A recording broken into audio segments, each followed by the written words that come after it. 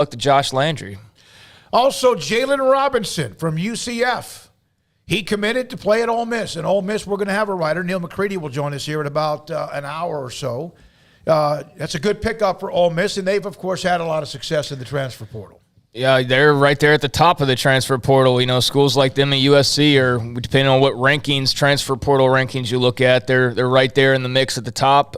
Kiffin's called himself the Portal King, or others have called him that. And Jalen Robinson, days after he announced his abrupt departure from UCF, he was on Ole Miss's campus, 3 days later or something like that. So that kind of was a tip-off that they were obviously going to have a lot of interest, and he had a lot of interest in them, and took a couple weeks, but he's going to be a Reb. So, yeah, that's a great pickup for Ole Miss. And, you'd think that they've got enough at the skill spots, but now they've got, another nice addition at the skill spot as well, because if he's healthy, he can play. If he was healthy and didn't miss time last year, I don't know if he'd still be – well, he probably would still be in the portal because he would have had even a better year. But I wonder – how much Baylor looked at him and how much interest there was with him being a Texas guy and their need, you would think, at wide receiver. But regardless, that's a big, nice gain for Ole Miss. I did think it came down to Ole Miss and Tennessee for him. And Tennessee has his old coach, so with Josh Heupel, so you would think that maybe that was a possibility. But, yeah, I mean, he's not the self-proclaimed Portal King for a reason.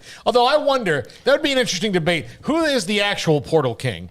Does Portal King mean the most guys you can get out of the portal, or is it the most effective at it? Because I would make the argument that the real Portal King is Nick Saban, because he can just get the best guy off of any roster. It's almost Lincoln Riley's got to be up there. Well, I think we need to see these guys play first to see who actually got a class that's worth talking about. But, yeah, I mean, right now you can only base it off of numbers and stars and things like that. So, yeah, Lincoln Riley, Lane Kiffin, and Nick Saban you think would have to be up there as well. I haven't looked at the transfer rankings in a while. But, yeah, I mean, I guess you could claim it for different things. But right now it's all about just claiming who's got the most points tallied, and Ole Miss is right up there. By the way, did y'all see that TikTok video with his daughter and the baby picture? It's hilarious. You got to watch it. Somebody had a baby, and she was showing a picture to him. Right? And he had the funniest reaction. He's like, "What is that?" And that just led to her kind of freaking out and kind of having to whisper to him that's so and so's baby or whatever she said. And then he's like, "Oh, cute." It was just the most awkward 20-second video, but it was hilarious, and only Kiffin would probably be in a video like that. So, man, he is entertaining, if nothing else. Also, Oklahoma received a commitment from former Tyler Junior College quarterback General Booty, one of the great names in college sports. Josh Booty, remember him?